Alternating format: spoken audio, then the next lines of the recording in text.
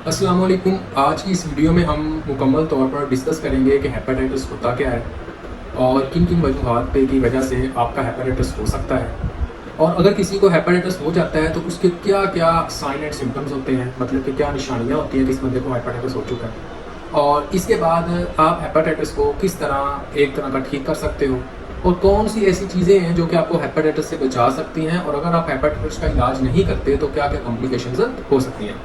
तो वीडियो की तरफ आने से पहले मैं अपना बताना चाहूँगा कि मेरा नाम डॉक्टर ज़बीउल्लाह है, और सबसे पहले अगर आपने चैनल को सब्सक्राइब नहीं किया तो चैनल को प्लीज़ सब्सक्राइब कीजिए, अपने दोस्तों के साथ शेयर कीजिए, और इस तरह की कई अगर इन्फॉर्मेटिव वीडियो आपको चाहिए हो तो आप कमेंट बॉक्स के अंदर कमेंट कर सकते हैं। तो हम आते हैं सबसे पहले पॉइंट की तरफ कि हेपेटाइटिस होता क्या है। हेपेटाइटिस का मतलब वो कंडीशन है जिसमें जिगर की सोजिश हो जाती है, और इसको हम कहते होते हैं हेपेटाइटिस। अगर हम ये देखें कि हेपेटाइटिस की क्या वजूहात हैं तो मुख्तलिफ वजूहात बताई जाती हैं, लेकिन हमारे लोगों में जो बहुत से लोग ये जानते हैं कि जो हेपेटाइटिस होता है वो सिर्फ और सिर्फ हेपेटाइटिस ए हो गया, बी हो गया, सी हो गया या डी हो गया, इसकी वजह से होता है, यानी कि यरकान की वजह से होता है। लेकिन सिर्फ और सिर्फ यरकान ऐसी कंडीशन नहीं होती जिसकी वजह से हेपेटाइटिस हो सकता है, बल्कि यरकान के अलावा और भी बहुत सी वजूहात होती हैं जिनकी वजह से हेपेटाइटिस हो सकता है। तो सबसे पहले हम इन एक एक कंडीशन को डिस्कस करते हैं कि किन किन वजूहात के बिना पर किसी भी शख्स को हेपेटाइटिस हो सकता है। तो हेपेटाइटिस सबसे पहले आप लोगों को पता होना चाहिए कि जो वायरल इन्फेक्शन होती है, जैसे कि हेपेटाइटिस ए हो गया, बी हो गया, सी हो गया, डी हो गया और ई हो गया, ये 5 तरह के वायरल आपके पैथोजेंस होते हैं जो कि जनाब आपके हेपेटाइटिस करवा सकते हैं। और दूसरी बात यह है कि इनका जो फैलने का जो तरीका है वो भी मुख्तलिफ होता है, मतलब कि जिनकी वजह से आपको हो सकता है वो मुख्तलिफ होता है। जैसा कि जो हेपेटाइटिस बी है और उसके बाद हेपेटाइटिस सी है, इसका फैलने का तरीका मुख्तलिफ है, और हेपेटाइटिस ए और हेपेटाइटिस जो ई है उसके फैलने का जो तरीका होता है वो मुख्तलिफ होता है। तो सबसे पहले हम आते हैं हेपेटाइटिस ए की तरफ के और ई की तरफ के। हेपेटाइटिस ए और हेपेटाइटिस ई जो होता है ये किन वजूहात की बिना पर किसी भी शख्स को हो सकता है। हेपेटाइटिस ए और हेपेटाइटिस ई वो उन लोगों के अंदर होता है जो लोग पानी का सही इस्तेमाल नहीं करते, यानी कि गंदे पानी का इस्तेमाल करते हैं। उन लोगों को हो सकता है जो लोग सही खुराक का इस्तेमाल नहीं करते, मतलब कि उन खुराक का इस्तेमाल करते हैं जो खुराक गंदी होती है, उस खुराक के अंदर जनाब पानी जो है वो सही तरह इस्तेमाल नहीं किया जाता, आप ये कह सकते हो। तो आप एक टर्म यूज करते हो कि इसका जो ट्रांसमिशन होता है वो फीको ओरल रूट होता है, मतलब कि इसका बात करने का जो मकसद है वो ये है कि ये जो फैलता है वो या तो गंदे पानी से फैलता है या फिर गंदी खुराक से फैल सकता है। तो इसका जो फैलने का तरीका होता है वो ये होता है कि हेपेटाइटिस ए और ई जो होगा वो किससे फैलेगा, आपकी गंदी खुराक और गंदे पानी से ये फैलता है। अगर हम आगे आते हैं और आगे आकर डिस्कस करते हैं कि जो हेपेटाइटिस बी और सी होता है ये किस तरह फैलता है। जो आपका हेपेटाइटिस बी और सी होता है ये फैलता है अगर फॉर एग्जांपल किसी शख्स को हेपेटाइटिस है और उसी की सिरिंज इस्तेमाल कोई और कर लेता है तो उस शख्स को भी हेपेटाइटिस हो सकता है, एक तरीका। या फॉर एग्जांपल एक बंदा जिसको हेपेटाइटिस है उसका ब्लड आप ऐसे बंदे को दे देते हो जिसको हेपेटाइटिस नहीं है, तो उस वजह से भी हो सकता है।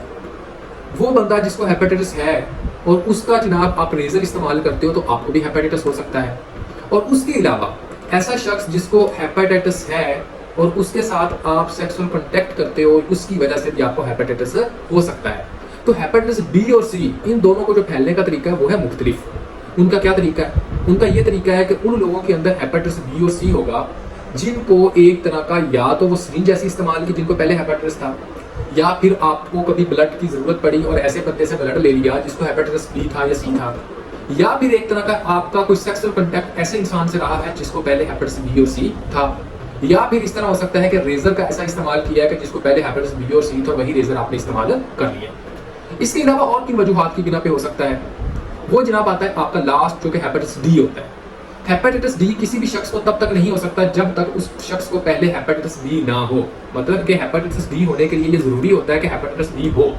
तो ये था कि हाँ जी जनाब लीवर की सोजिश, मतलब कि हेपेटाइटिस जो होता है वो किन वजूहात पे होता है। तो वायरल जो इन्फेक्शंस हैं उनको हमने डिटेल बेस में देख लिया कि कौन से वायरल इन्फेक्शंस होती हैं जो कि जनाब आपकी एक तरह की हेपेटाइटिस करवा सकती हैं। मैंने वीडियो के स्टार्ट के अंदर अभी ये बात की थी कि सिर्फ और सिर्फ जरूरी नहीं होता कि ये वायरल इन्फेक्शन ही होती है जो कि जनाब आपका हेपेटाइटिस करवाती है, बल्कि इनके अलावा और भी कुछ फैक्टर्स होते हैं जो कि हेपेटाइटिस करवा सकते हैं। अब हम उन फैक्टर्स की तरफ आते हैं कि कौन से फैक्टर्स होते हैं। जैसा कि फॉर एग्जांपल अगर एक शख्स बहुत ज्यादा अरसे से अल्कोहल का इंटेक कर रहा है तो जो अल्कोहल होगी, जो शराब वो पी रहा होगा, तो इसकी वजह से भी उसको हेपेटाइटिस हो सकता है। तो अल्कोहल का लेना भी हेपेटाइटिस करवा सकता है। अल्कोहल इंटेक के बाद कुछ ऐसी अद्वियात भी होती हैं, अगर आप उनका इस्तेमाल कर रहे हैं तो उनकी वजह से भी आपके जिगर की सोजिश हो सकती है। जैसा कि टीबी के अंदर जो अद्वियात इस्तेमाल होती हैं उनमें से ज्यादातर अद्वियात जो होती हैं वो जनाब जिगर की सोजिश करती होती हैं। इनके अलावा ऑटोइम्यून कॉजेज। ऑटोइम्यून कॉजेज के अंदर वो आती है कंडीशन जिसके अंदर आपका अपना ही इम्यून सिस्टम आपके अपने ही जिगर के ऊपर अटैक करना शुरू कर देता है, उनकी वजह से भी आपका हेपेटाइटिस हो सकता है। और इसके अलावा आपके मेटाबॉलिक डिसऑर्डर्स।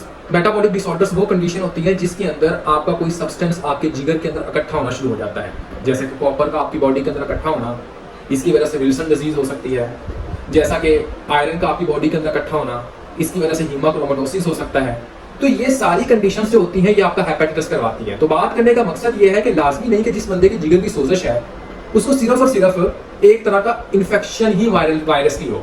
इस वायरस की इन्फेक्शन के अलावा आपका अल्कोहल जो इंटेक करना वो भी आपका हेपेटाइटिस करवाता है। आपका कुछ ऐसी मेडिकेशंस जो यूज कर रहे हो वो भी आपका हेपेटाइटिस करवा सकता होता है। ऑटोइम्यून जो डिसऑर्डर्स होते हैं वो भी आपका हेपेटाइटिस करवा सकता होता है। और कुछ मेटाबॉलिक डिसऑर्डर्स जैसा कि मैंने बताया कि आयरन और कॉपर का बॉडी के अंदर डिपॉजिट होना, इसकी वजह से भी आपका हेपेटाइटिस हो सकता है। इसके अलावा अगर आपके जिगर के ऊपर चर्बी चढ़ चुकी है तो चर्बी की लेयर की वजह से भी आपका हेपेटाइटिस हो सकता है, जिसको हम कहते हैं फैटी लिवर। अब हम इस बात की तरफ आते हैं कि अगर किसी बंदे को हेपेटाइटिस है तो उसको क्या निशानियां होंगी, ऐसा क्या उसको महसूस होगा जिसकी वजह से जनाब उसको लगेगा कि उसको हेपेटाइटिस है। सबसे पहले उसको बहुत कमजोरी सी महसूस होगी। इसके बाद उसका दिल मतली करेगा, ऐसा करेगा कि जैसे उसको उल्टी सी आने लगी है। उसका जो पैखाना होगा उसकी रंगत जो होगी वो तब्दील होने लग पड़ेगी। जो उसका जिस्म होगा और उसकी जो आंखें होंगी वो येलो होना शुरू हो जाएंगी, येलो डिपोजिशन होना शुरू हो जाएगी मतलब के।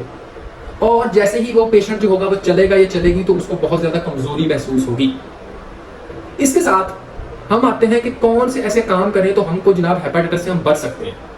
इसके लिए सबसे पहले तो हमको पता होना चाहिए कि आपको किस वजह से आपको जिगर की सोजिश हो रही है। मतलब अगर तो आपको वायरस की इन्फेक्शन की वजह से हो रही है तो आपने देखना है कि कौन सी वायरस की इन्फेक्शन है, उन सब आप प्रिवेंशन किस तरह करेंगे। तो आपने ये देखना है कि अगर आप हेपेटाइटिस ए और ई से बचना चाहते हैं तो इसके लिए जरूरी है कि आप साफ पानी का इस्तेमाल करें, बॉइल्ड पानी का इस्तेमाल करें, वेजिटेबल्स या जो खाना हो वो मुकम्मल तौर पर साफ हो। इसके अलावा अगर आप हेपेटाइटिस बी और सी से बचना चाहते हैं तो इसके लिए ज़रूरी है कि आप जो इस्तेमाल शुदा सिरिंजेस हैं उसका इस्तेमाल मत करें, किसी का रेजर इस्तेमाल मत करें। और इसके अलावा अगर आप किसी से भी ब्लड की ट्रांसफ्यूजन ले रहे हैं तो ज़रूरी है कि उसका पहले आप पूरी की पूरी स्क्रीनिंग करवा लें कि उसको कहीं हेपेटाइटिस तो नहीं हुआ पड़ा, वरना आपको भी हो जाएगा।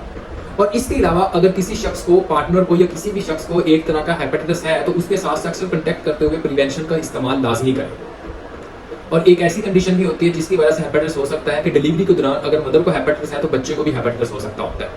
उसके लिए ज़रूरी होता है कि आप बच्चे को ज़रूरी तौर पर आप वैक्सीन दें, और आप खुद को भी वैक्सीन दे सकते हैं। जैसे कि कौन कौन सी वैक्सीन है, हेपेटाइटिस ए और बी की जो वैक्सीन है वो आप इस्तेमाल कर सकते हैं, जिसकी वजह से आपको हेपेटाइटिस नहीं भी हो सकता, काफ़ी ज़्यादा हद तक आपकी प्रोटेक्शन भी होगी।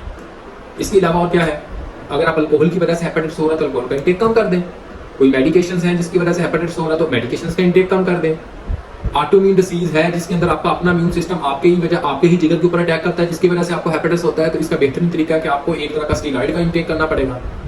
फैटी लीवर की वजह से अगर आपके जिगर की सोजिश है तो आपको फैटी लीवर को कम करना पड़ेगा। तो हर की जो प्रिवेंशन है वो मुख्तलिफ है, हर का जो ट्रीटमेंट है वो मुख्तलिफ है। इसके लिए जरूरी है कि हाँ जी जनाब आपको पता होना चाहिए कि बंदे को कौन सी तरह के जिगर की सोजिश हुई पड़ी है। लेकिन आम इंसान को जरूरी है कि वो जनाब साफ पानी, साफ खुराक का इस्तेमाल करे। किसी का रेजर, किसी का जनाब एक तरह का ब्लड ट्रांसफ्यूजन लेते हुए, किसी का एक तरह का मतलब है कि आपने ये कहना है सिरिंज नहीं इस्तेमाल करनी। कोई इंडस्ट्री के अंदर काम करते हैं तो उससे एक्सपोजर से कम आपने उसके सामने आना है। जैसे कि कॉपर और आयरन की मैं बात कर रहा हूँ, ज़्यादा अरसे तक ब्लड ट्रांसफ्यूजन लेते रहते हैं तो उसकी वजह से भी ये हो जाता है। अब हम आते हैं कि अगर फॉर एग्जाम्पल ये तो प्रिवेंशन थी, इसका ट्रीटमेंट क्या है। तो ट्रीटमेंट जो होता है इसके लिए हम एंटीवायरल ड्रग्स इस्तेमाल करते होते हैं अगर तो वायरल इन्फेक्शन की वजह से है। बाकी मैंने आपको बता दिया कि हर का जो ट्रीटमेंट है वो यही है कि आपको जिस वजह से हो रहा है उस वजह से दूर चले जाएं। जैसा कि अल्कोहल से हो रहा है तो अल्कोहल को अपने बॉडी के अंदर इंटेक कम करें। ऑटोइम्यून डिजीज की वजह से हो रहा है तो स्टीरॉइड का इस्तेमाल करें। अगर किसी इंडस्ट्री की वजह से हो रहा है तो काम को बदल लीजिए। ये कुछ फैक्टर्स थे जिसके जनाब आप ट्रीटमेंट की तरफ आते हैं। इसके बाद आखिरी जो चीज़ है वो है कॉम्प्लिकेशन। मतलब कि अगर किसी शख्स को हेपेटाइटिस हुआ, जिगर की सोजिश हुई, वो ना ही इलाज करवा रहा है, ना ही जनाब वो किसी तरह की प्रिवेंशन का इख्तियार बरत रहा है, तो इसको क्या भुगतना पड़ सकता है।